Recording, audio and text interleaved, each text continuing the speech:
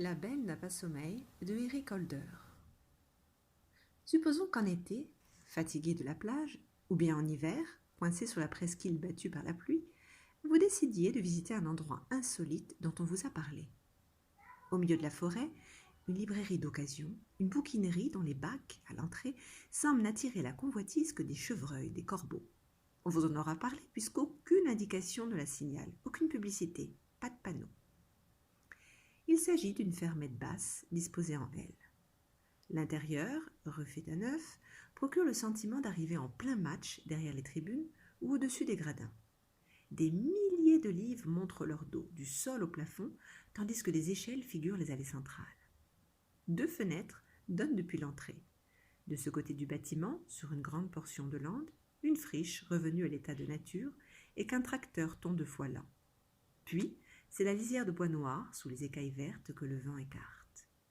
De hauts chênes semblent y monter la garde, bras croisés. Plus loin, s'enchevêtre la végétation caractéristique des terres humides et sableuses. Saules, acacias, fougères, entre des périodes d'arbres bientôt indistincts à force d'être emmêlés. On les nomme chablis. Sous le fouet des branches basses, des chasseurs y perdent leurs chiens dans l'eau qui monte jusqu'aux genoux. Cependant, vous avez décidé d'y aller. Ce sera l'occasion d'une promenade à bicyclette, en voiture, peut-être afin de dénicher une belle édition, un grimoire, un ouvrage peu connu, ou bien pour retrouver des titres sous des couvertures naguère familières. Alice, les 6 compagnons en Hachette Bibliothèque Verte. Au fait, si nous emmenions les enfants, venez par ici, bande de loustiques, ça vous sortirait. À moins que vous vouliez simplement satisfaire votre curiosité. Ceux qui la connaissent se targuent d'y avoir été, prennent des mines d'explorateurs. Est-ce qu'elle existe au moins, cette bouquinerie ? Le cœur de la presqu'île, non content de verdir et de s'épaissir à mesure qu'on y avance, présente, généreux, de plus en plus de chemins pour tâcher de s'en sortir. Peu comporte d'indications. À quoi bon ? À qui bon ? Qui renseignait par ici ? Quel étranger s'aventurerait, porteur d'une fragile adresse, dans ce delta, un réseau de crastes, mi-fossés, mi-canaux, que recouvre mal, à cette heure, celui des GPS ? Les seuls personnages dans le paysage, comme sur les gravures du XVIIe siècle, sont incarnés par des ouvriers, isolés de loin en loin, penchés au-dessus de la vigne. Et allez donc voir à la mairie si elle est ouverte, ils sauront vous dire là-bas. Que la grange aux livres n'existe pas, ou alors pas à leur connaissance, ou alors pas trop. Mais comment ça, pas trop ? Ben, pas officiellement, aucune publicité, pas de panneau, Antoine vit en ermite. Vous pouvez m'indiquer comment y aller ? Peut-être si je tenais le volant. Vous avez quoi comme voiture ?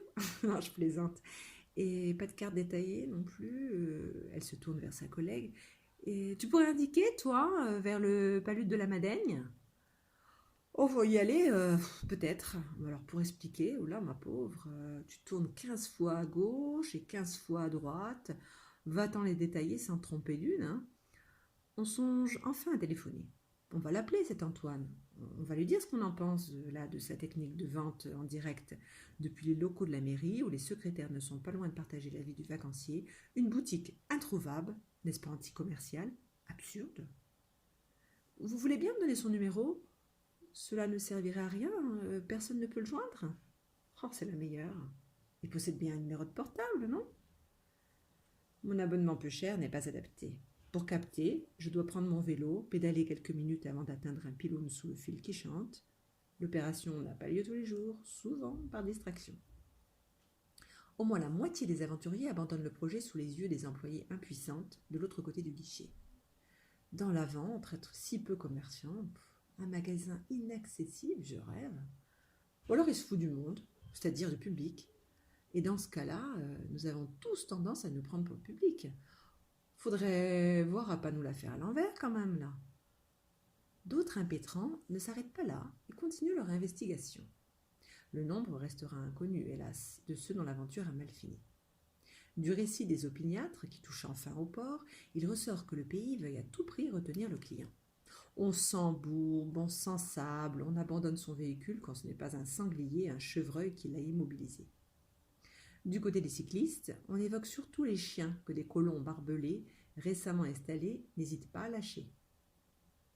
Bref, ça se mérite. On est bien content d'avoir trouvé. Venez voir les enfants. Oh, on dirait la maison de la fée Tartine. Si au lieu de sucre, ce n'était des bouquins. Même les tabourets, les meubles, les abat-jours sont en livres. Ouah, on étouffe un peu. C'est quoi cette lumière au bout? Oh, la ravissante terrasse, avec son platane centenaire, une treille de glycine qui veille sur une tribu de chaises dépareillées, en dessous d'elle, de fauteuils, de transats, de tables, de bistrots. C'est charmant, on a envie de trouver dans l'ordre un siège et de quoi lire. Ah, c'est le but. Si je préfère du thé, du café ou de l'eau, je suis un peu embarrassée. Comment dire, c'est gratuit? Par ici, les enfants. Pour vous, monsieur propose, c'est sympa, du coca ou du jus d'orange. Ouf, ça fait du bien de s'asseoir. Vous ne devez pas avoir beaucoup de clients, dites donc.